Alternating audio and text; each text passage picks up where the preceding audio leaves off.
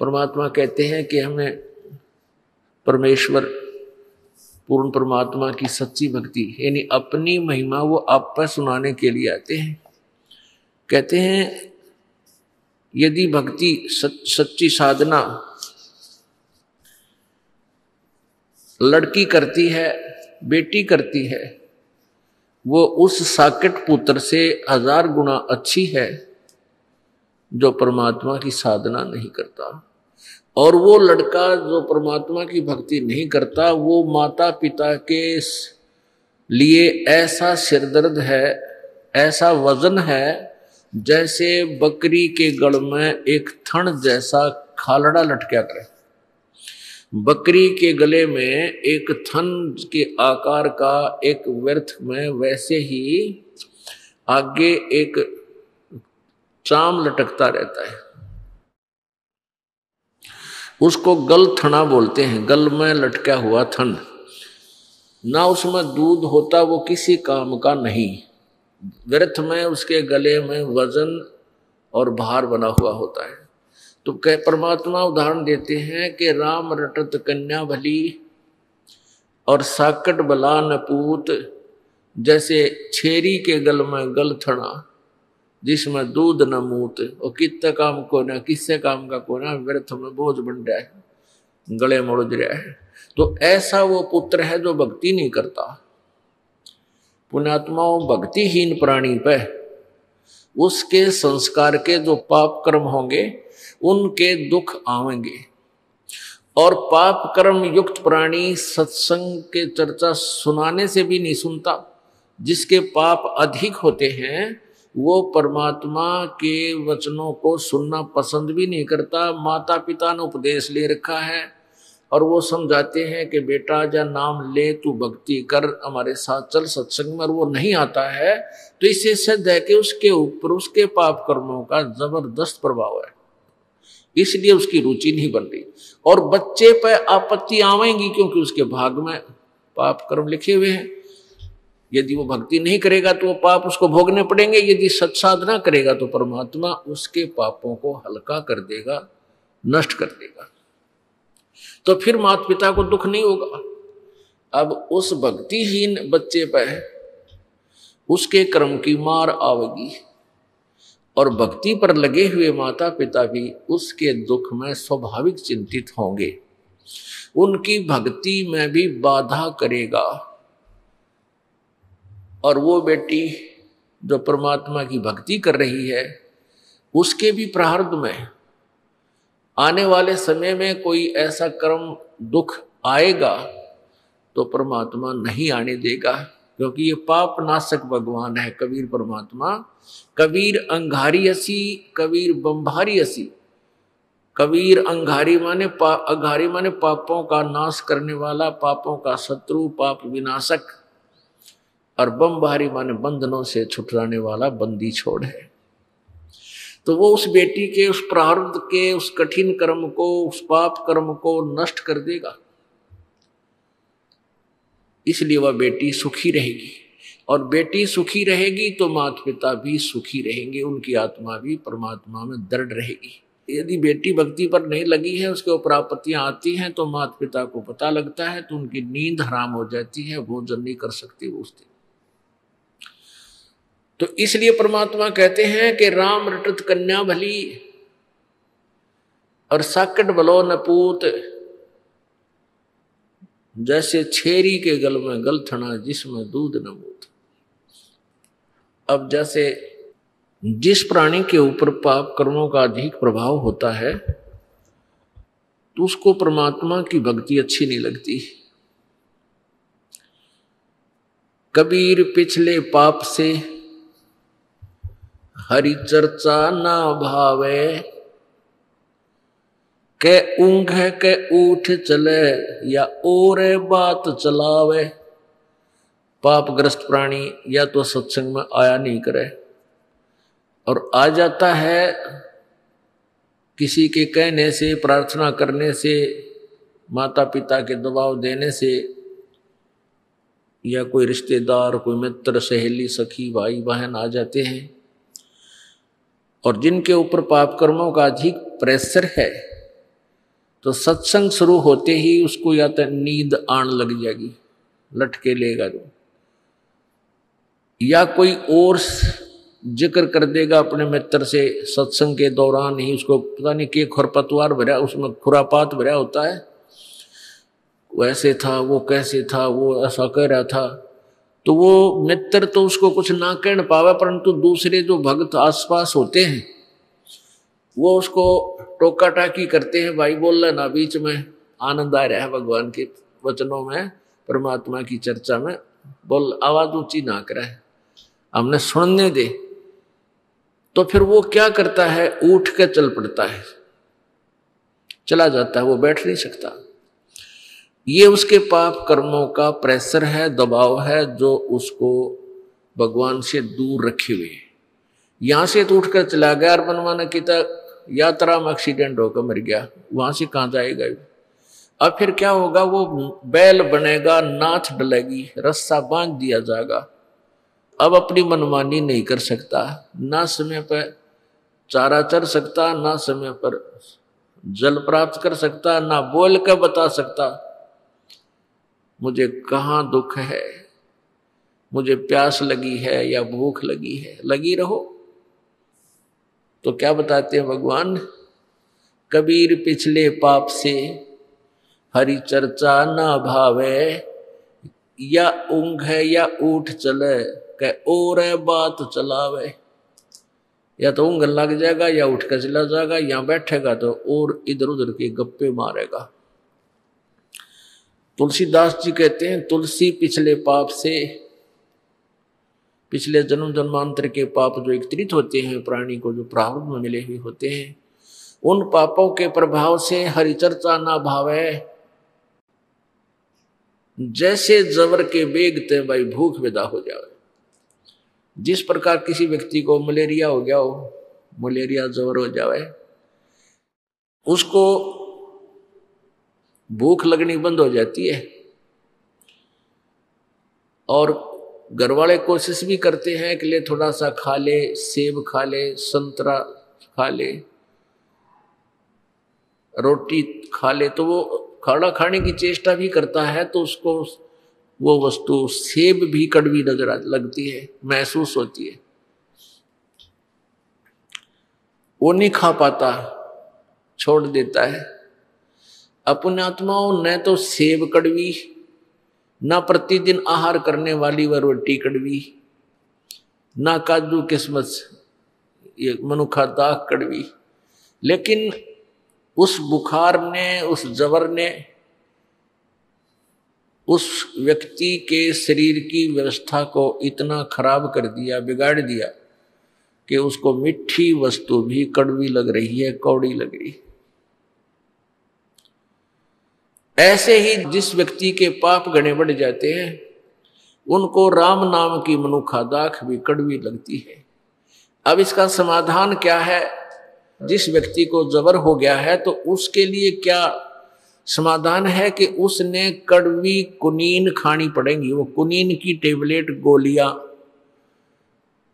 बट्टी, वो बहुत कड़वी होती है, जुबान पर भी नहीं रखी जाती, और वो कड़वी दवाई खानी ही पड़ेगी जबर मुक्त होने के लिए, रोग मुक्त होने के लिए।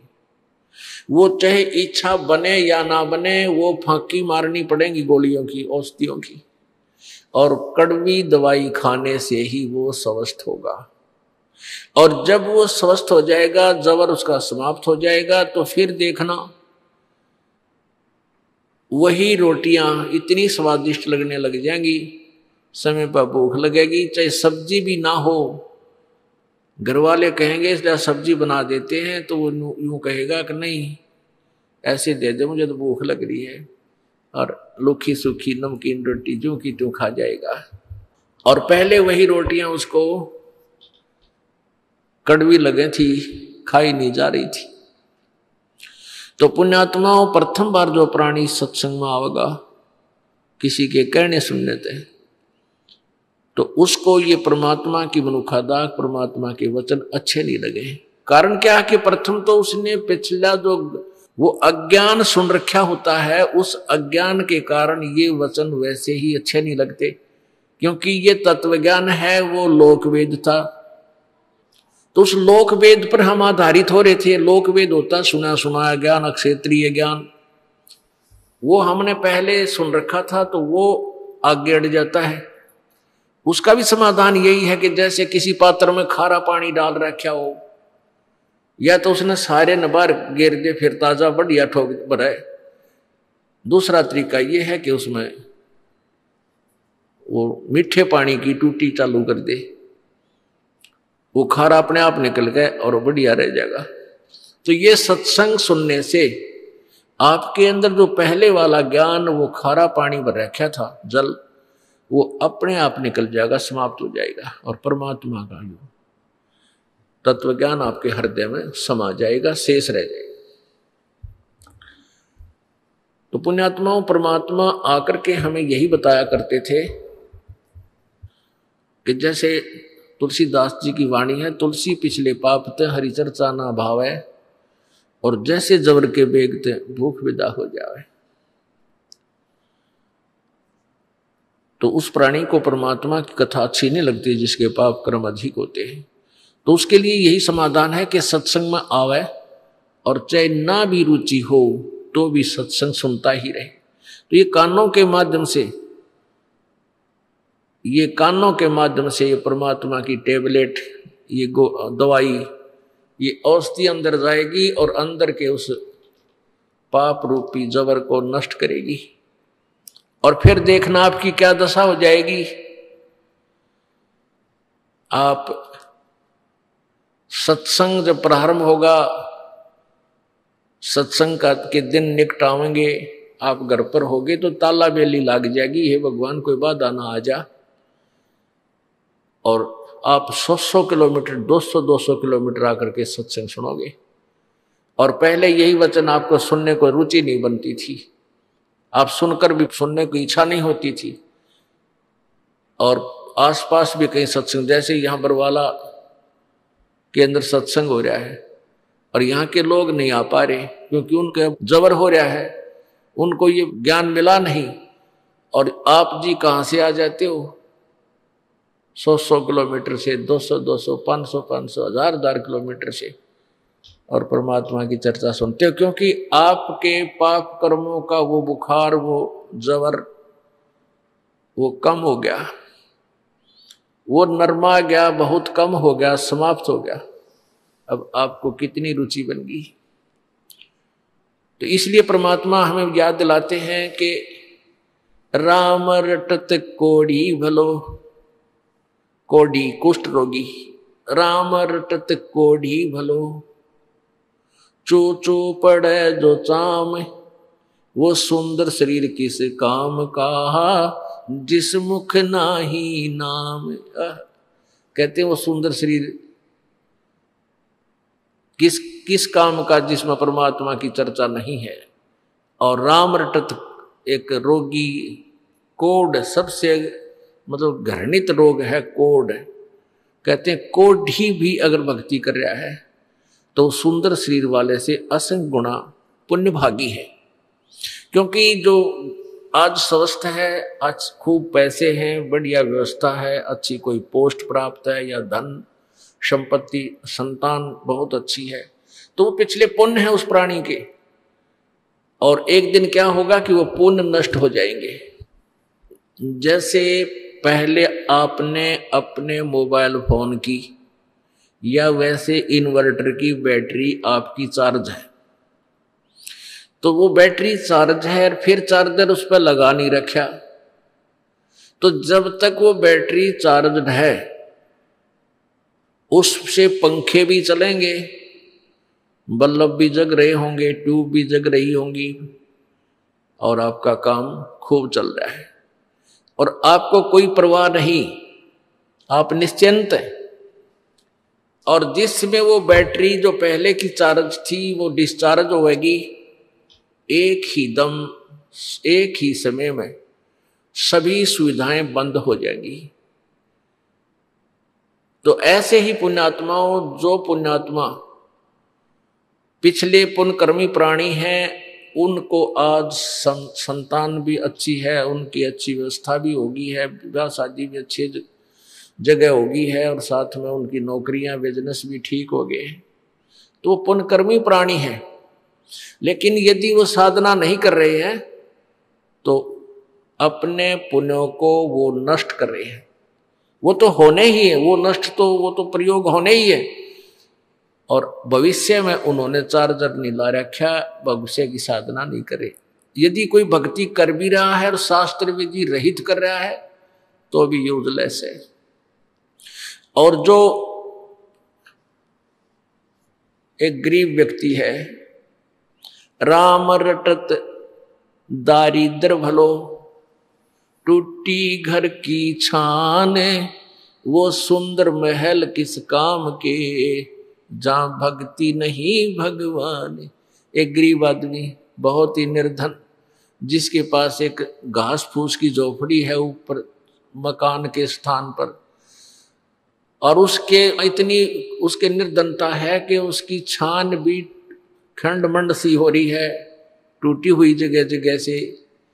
कहते हैं यदि वो भक्ति कर रहा है तो उस सुंदर महल वाले व्यक्ति से, जो साधना भक्ति यथार्थ नहीं कर रहा, कहते हैं वो बहुत अच्छा है।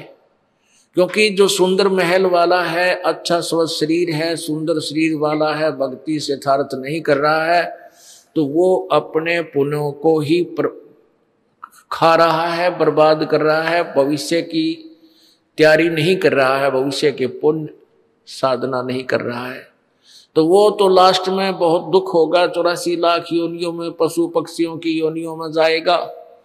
और जो आज गरीब व्यक्ति है, उस इतना कि उसके मकान भी ढंग का कोनी और कोड भी लाग रहा हो किसी को, कहते हैं वो अपने भविष्य की भक्ति कर रहा है। और परमात्मा की भक्ति से रोग भी दूर होता है, दारिद्र भी, यानी ये टोटा भी दूर होता है।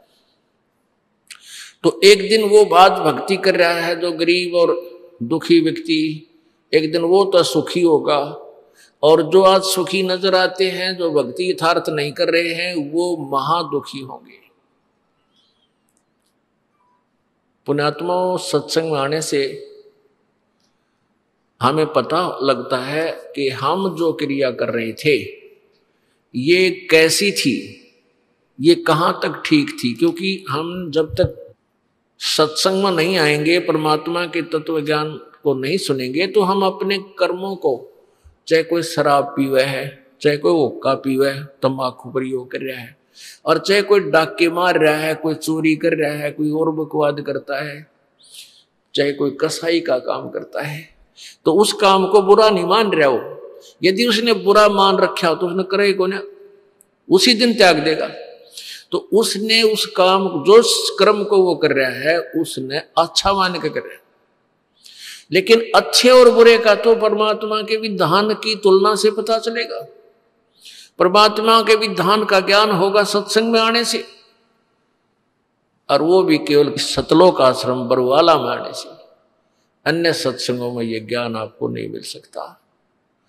पुण्यात्माओं, समस्या यही आई हुई है कि जो भी पुण्यात्मा पहली बार इस ज्ञान विचार को सुनता है, वो ये सोचता है कि ये रामपाल अपने आप को महाविद्वान मान रहा है और अपने बराबर किसी ने नहीं समझता। ऐसी कोई बात नहीं है।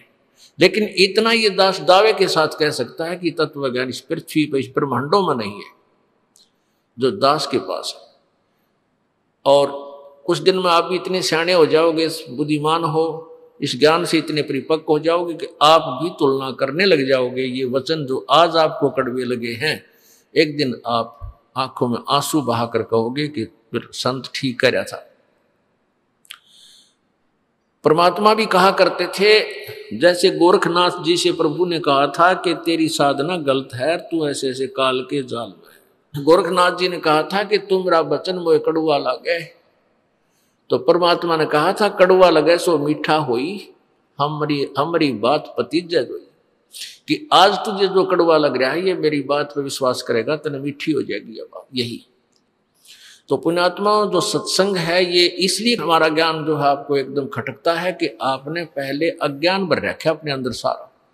ये नकली संतों, ऋषियों, महर्षियों की वो शास्त्र विरुद्ध अनुभव की पुस्तकें पढ़ रखी हैं और वो उनके विचार सुन रखे हैं, जिस कारण से आप जी को इस यथार्थ ज्ञान भी एक बार गलत महसूस होता है।